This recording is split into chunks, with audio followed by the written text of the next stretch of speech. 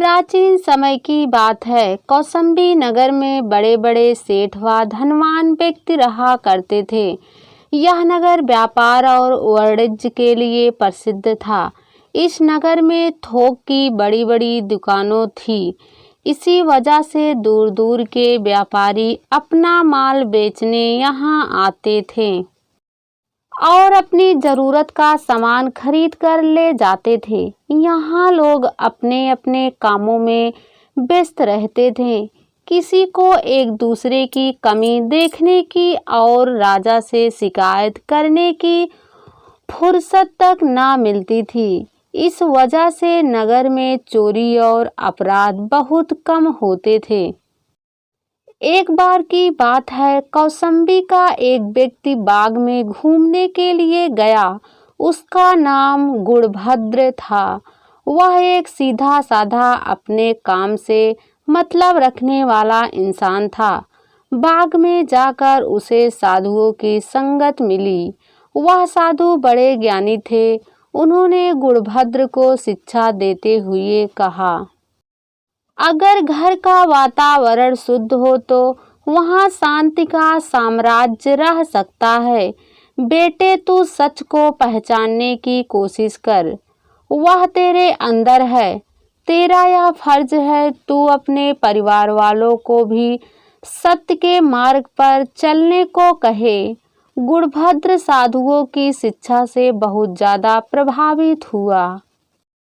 उसने प्रतिज्ञा की कि आज से मैं सच का पालन करके सत्यवती बनूंगा। इसी प्रकार समय गुजरता रहा। एक दिन गुणभद्र के पिता व्यापार के लिए विदेश गए। वहां से वापस आकर उन्होंने अपने बेटे से कहा कि कारोबार में बहुत घाटा हो गया है। व्यापारियों का कर्जा भी बाकी रह गया है। इसलिए घर के अंदर जो धन संपत्ति है उसे बेचकर कर्ज अदा करना पड़ेगा। अंत में उन्होंने पक्का इरादा करके संपत्ति को बेचकर कुछ कर्ज चुका दिया। इसके बाद कुछ कर्ज बाकी रह गया।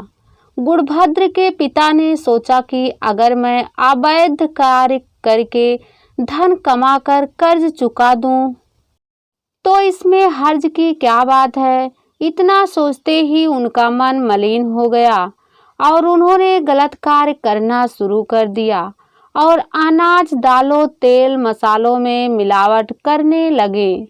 इस प्रकार घर में ज़्यादा पैसा आने लगा, लेकिन घर का वातावरण एकदम अशुद्ध हो गया। परिवार के सदस्यों के चेहरों पर हर समय उदासी और शंका दिखाई देने लगे। गुणभद्र को जब इस बात का पता चला तो वह सोच में डूब गया। उसे पूरी रात नींद नहीं आई और तरह तरह के विचार सताने लगी। उसने पूरी रात जागकर सोचने में बिता दी कि घर में आखिर कैसा अच्छाई के पैर पड़ सके और असत्य यहाँ से निकल सके। अगली सुबह जब उसके पिता और बड़े भाई खाने के लिए बैठे तो उन्होंने उसे भी बुलाया। गुणभद्र पिता के निकट पालथी मारकर बैठते हुए कहा, पिताजी, अब मैं इस घर में खाना नहीं खाऊंगा, क्योंकि अब इस घर में बेईमानी का पैसा आने लगा है और यह बेईमानी का खाना खाकर मैं अपने मन को दूषित नहीं करना चाहता। जब तक इस घर से बेईमानी का पैसा नहीं निकलेगा तब तक मैं यहाँ का कुछ भी नहीं खाऊंगा। मेरी आत्मा ने मुझे यही कहा है और मैं अपनी आत्मा के विरुद्ध कार्य नहीं करूँगा। गुणभद्र की बात सुनकर उसका पिता हैरान रह गया, लेकिन उसने दुनिया की सच्चाई समझने में कोई कसर नहीं छोड़ी।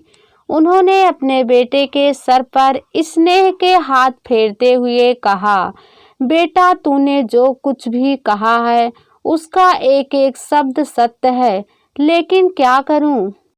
हमारे ऊपर मुसीबत आन पड़ी है, इसलिए इन मुसीबत से छुटकारा पाने के अलावा दूसरा कोई चारा भी नहीं है।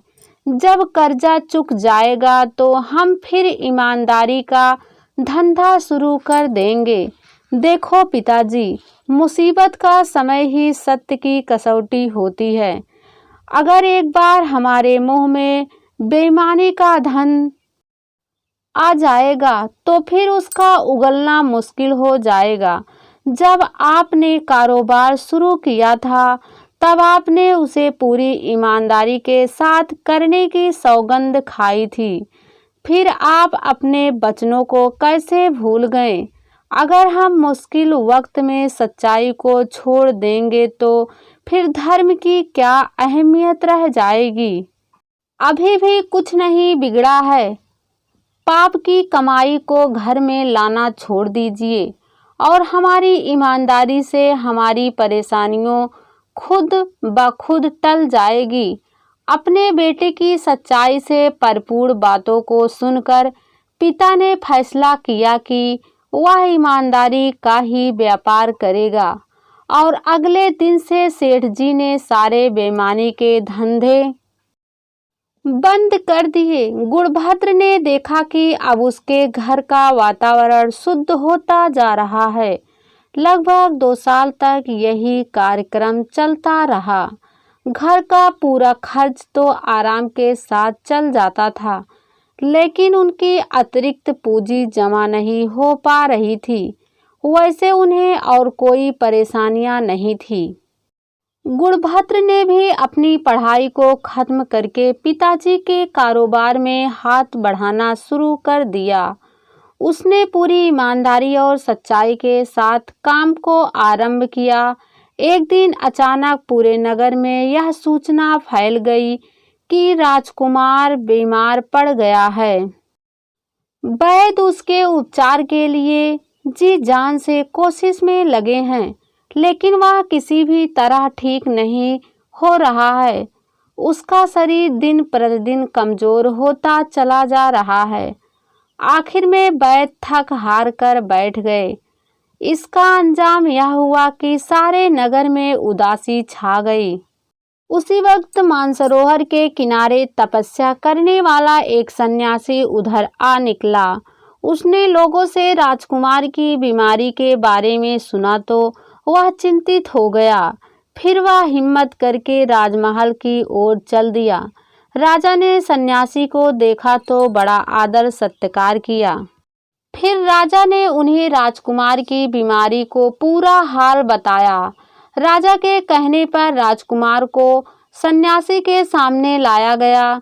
सन्यासी ने राजकुमार को देखकर कहा, राजकुमार को बुराई का रोग लग गया है। इसने प्रजा से जबरदस्ती का वसूल लिया। यह बेईमान हो गया है। अगर राजकुमार को किसी व्यापारी के घर के चावल खाने को दिए जाए तो यह ठीक हो जाएगा, लेकिन उस व्यापारी ने ईमानदारी से व्यापार किया हो। राजा ने पूरे नगर में ढिढोरा पिटवा दिया। नगर के सारे व्यापारी अपनी अपनी दुकान का 1-1 किलो चावल लेकर आ गए और महल में जमा हो गए। व्यापारी चावल लेकर आ रहे थे। सभी के चावलों को बारी बारी से पकाया जा रहा था। सन्यासी बैठा चावलों का निरीक्षण करता जा रहा था। सन्यासी दुखी होकर बोला, महाराज, आपके नगर में सभी व्यापारी झूठे और बेईमान हैं। यह देखिए, चावलों का रंग एकदम बदल गया है।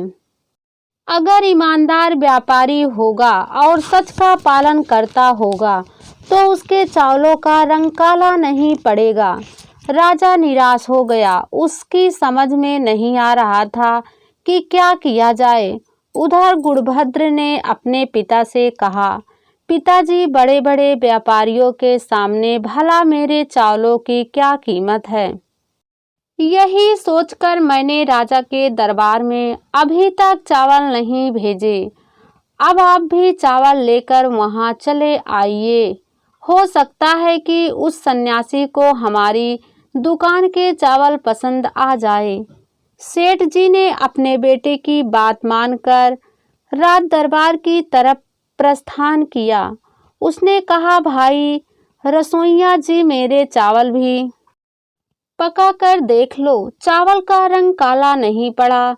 यह देखकर सन्यासी और राजा दोनों की आंखों में खुशी की झलक उत्पन्न हो गई। अब पके हुए चावल राजकुमार को खिलाए गए। शाम तक राजकुमार की तबीयत ठीक हो गई। राजा बहुत खुश हो गया। उसने सेठ और उसके पुत्र गुणभद्र को 1 लाख सोने की मोहरें देकर विदा किया। कहानी का सार। दोस्तों, यह कहानी हमें बताती है कि हर इंसान को सच का मार्ग अपनाना चाहिए, क्योंकि सच हमें आफतों से बचाता है और झूठ हमें आफतों में डाल देता है। इसलिए हमें झूठ से बचना चाहिए और सच को अपनाना चाहिए, क्योंकि किसी ने सच कहा है, सच परेशान हो सकता है लेकिन पराजित नहीं हो सकता।